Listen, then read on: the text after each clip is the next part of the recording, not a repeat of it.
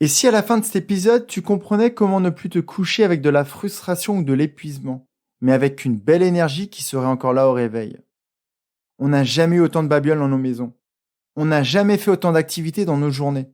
On n'a jamais profité d'autant de services dans nos vies quotidiennes.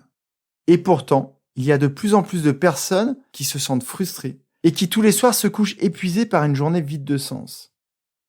La saison dernière, je te proposais de vider ta vie pour la simplifier et y faire de la place. Aujourd'hui, dans cet épisode, je te propose d'utiliser cette place pour la remplir d'épanouissement et de sens. Salut à toi, tu es sur Dépasse-toi et je suis Sylvain Viens. Tous les mardis dès 7h, je te proposerai des idées pour comprendre ton fonctionnement, améliorer tes relations, trouver de la motivation ou encore développer ta confiance en toi. Et tout ça pour t'aider à créer une vie riche, épanouie et pleine de sens. Si tu ne veux rien louper et profiter de tout ce que j'ai à t'offrir, je t'invite à t'abonner à la newsletter sur mon site, sylvainviens.com. Cette semaine, c'est le commentaire très court de Daniel Florian, tout attaché, accompagné d'un 5 étoiles sur Apple Podcast que j'ai choisi. Il est intitulé tout simplement Merci, et le contenu c'est Vivement mardi prochain. Comme quoi tu vois que tu n'es pas obligé d'écrire un roman pour exprimer ta gratitude et m'aider à faire découvrir ce podcast à d'autres personnes. Donc merci Daniel ou Florian pour ton retour et donc à tout de suite dans tes oreilles. Aujourd'hui, on parle ensemble d'avoir envie de se coucher épanoui et de se réveiller avec une belle énergie.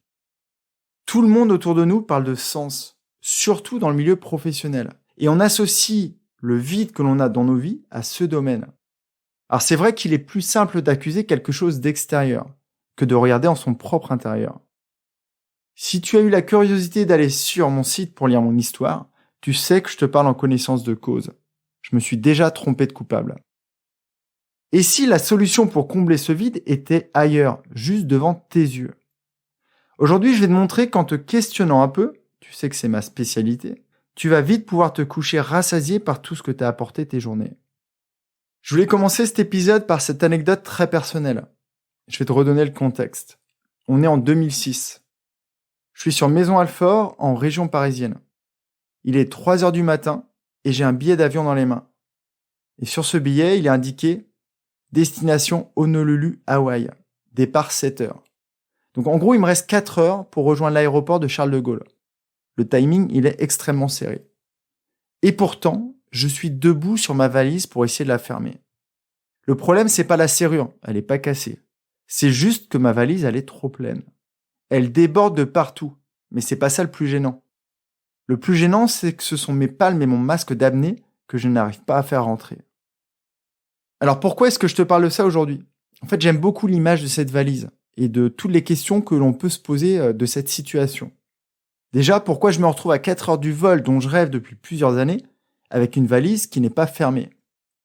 On reparlera de procrastination, le fait de remettre à plus tard ce qu'on aimerait ou ce qu'on devrait faire dans un autre épisode. Mais on peut se poser la question, est-ce que c'était pas la peur de partir seul à l'autre bout du monde qui m'avait mis dans cette situation? Il y a une question qui est quand même plus pertinente pour le thème que l'on aborde aujourd'hui.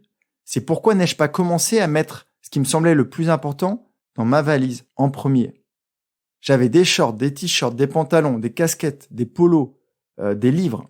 Mais pourtant, dans ma main, il y avait le masque et mes palmes. J'allais sur Hawaï pour visiter une personne qui allait devenir un très bon ami. Mais j'y allais aussi pour surfer et pour nager avec les tortues. Mais alors pourquoi je finis ma valise en essayant d'y mettre le principal, mon masque et mes palmes? Aujourd'hui, ça me paraît ridicule et insensé. Et pourtant, en prenant un peu de hauteur, n'est-ce pas ce que font la grande majorité des gens qui nous entourent? Les t-shirts, les polos, les jeans, c'est tout ce qu'ils font ou ce que tu fais peut-être aujourd'hui dans ta vie et qui ne t'apporte rien. Les palmes et le masque, c'est ce qui te nourrit, ce qui te regonfle en énergie. C'est ce qui te permet de te coucher en toute sérénité. Et c'est aussi ce qui va te faire te lever avec le sourire le matin. N'aurait-il pas été plus judicieux que je mette mon masque et mes palmes, et peut-être mon lycra, dans la valise avant le reste? Le reste, c'est toutes les choses qui n'étaient pas indispensables.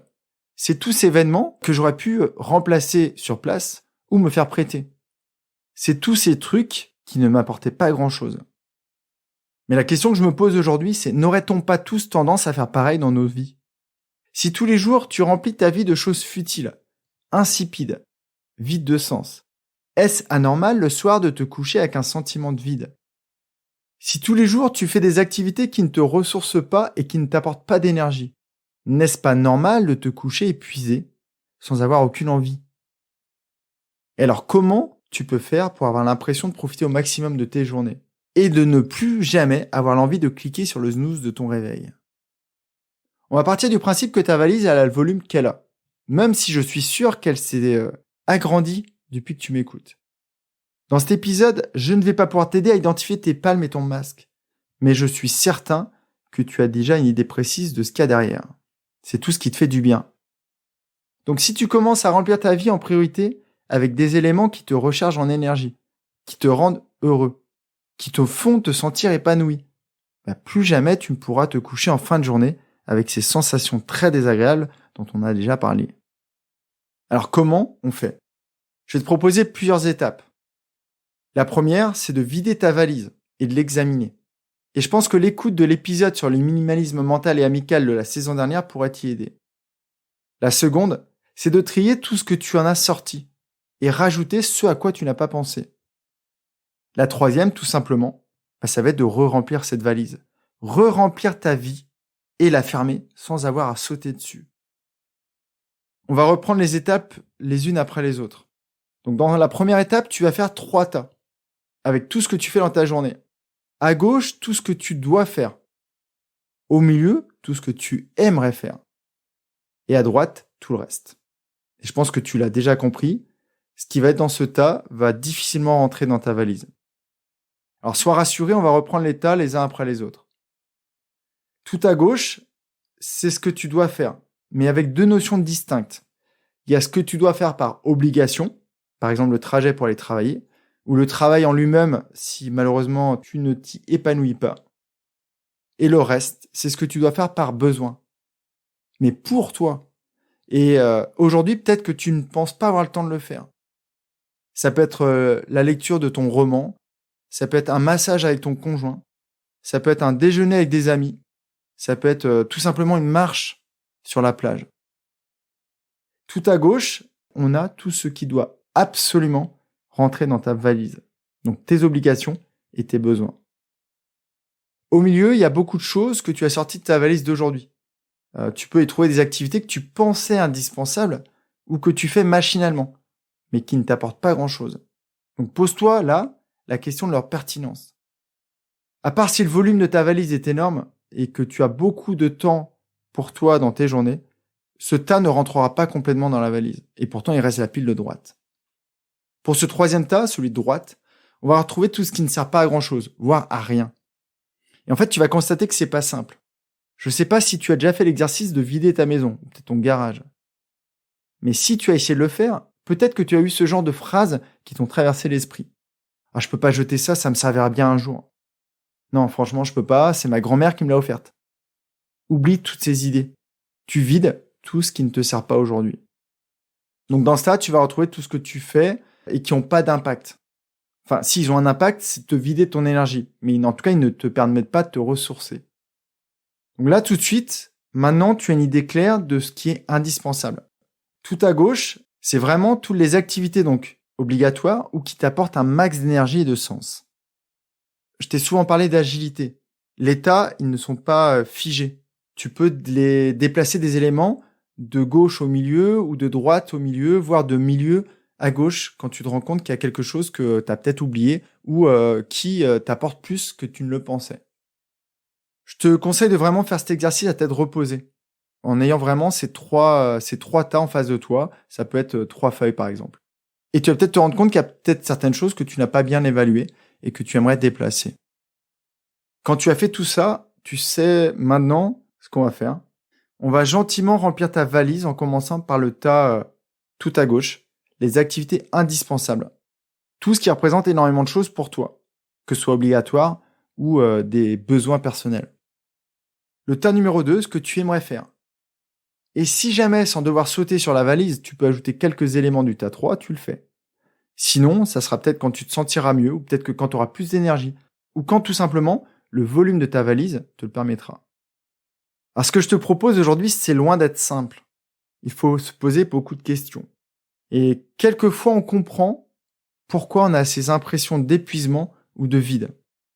C'est pas non plus évident de se rendre compte qu'il y a des choses que tu fais peut-être depuis plusieurs années et qui ne te servent à rien ou qui t'épuisent. Mais c'est vraiment indispensable de les identifier. Un autre problème que tu peux rencontrer en faisant cet état, c'est la résistance des personnes autour de toi. Alors dans un premier temps, ne fais pas de suppositions. En te disant par exemple que ton conjoint ne va pas accepter que tu ailles te balader 20 minutes après le dîner, si ça fait partie de ton tas de gauche. Ou que tu veux réserver ton mercredi après-midi pour de la peinture. Tu n'en es pas sûr. Explique-leur ta démarche et vois leur réaction. Dans un second temps, si tu entends réellement des reproches, explique-leur que c'est un besoin pour toi, pour que tu ailles mieux et pour que tu sois bourré d'énergie. Et les premiers à en profiter, ce seront eux. Comment sauras-tu que tu as réussi à bien faire l'exercice? Alors, premier indice, contrairement à moi, tu ne seras pas obligé de sauter sur ta valise. Bon, plus sérieusement, le vrai indice, c'est que le soir, tu te coucheras sans frustration. Tu seras vraiment épanoui. Et ta liste de gratitude, tu la rempliras hyper facilement. Et plus jamais tu n'auras cette idée en tête. Je n'ai rien fait pour moi aujourd'hui. Le deuxième indice, c'est que le matin, tu te réveilleras avec la banane, car tu seras reboosté. Tu seras rempli d'énergie pour la journée qui arrive, car tu sais que tu y feras forcément des choses qui te nourrissent. Je dis dans mon courrier privé, comme toutes les semaines, je te donnerai des conseils pour optimiser ta valise, pour optimiser le remplissage de ta vie. Si tu veux embarquer des amis dans l'aventure, n'hésite pas à les inviter à me lire et à m'écouter. En attendant notre prochain échange, je te souhaite un très beau voyage rempli de découvertes, de remises en question et de bonheur. Prends bien soin de toi. Bye bye. Si cet épisode t'a appris quelque chose, n'hésite pas à en parler autour de toi. Dis-toi qu'à chaque fois que tu m'aides à le diffuser, tu fais tous les jours un peu plus pour aider tes proches et influencer positivement les gens qui nous entourent. Je te remercie très sincèrement pour ton écoute et je te souhaite vraiment le plus beau pour la suite.